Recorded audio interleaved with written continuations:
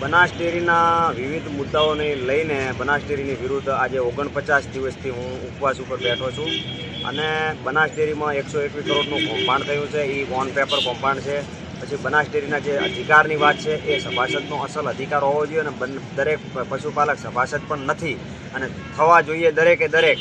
એટલે આવા અધિકારોથી કેમ વંચિત રાખવામાં આવે છે અને બનાસ ડેરીના પશુપાલકોને દરેકને હવે જાગવાની જરૂર છે, કારણ કે તમારો સાચો ભાવ જ તમને મળતો નથી. જો સાચા ભાવની જો ચર્ચા કરીશ ને તો કિલો ફેંટને આ વસ્તુથી હજુ તો ચર્ચા જ નથી કરી, એની જો ચર્ચા અગાઉ કરશું આપણે. એટલે બનાસકાંઠાની તમામ જનતાને વિનંતી કરું છું કે વધુમાં વધુ લોકો અહીંયા મારા સભામાં કે જ્યારે બોલાવું ત્યારે આવો, વધુ મને સમર્થન કરો, કારણ કે આ વાત તમારી છે અને આ લડાઈ લાંબી છે. આ લડાઈ આખી બનાસ ડેરીને તમામ કૌભાંડ, મળતિયાવાદ ને કિલો ફેંટની જે સિસ્ટમ છે આખી સિસ્ટમ ચેન્જ કરવાની વાત છે અને એમાં મને સાથ સહકાર જેટલો મળશે એટલું સારું રહેશે. બાકી મારી લડત તો હું ચાલુ જ રાખીશ.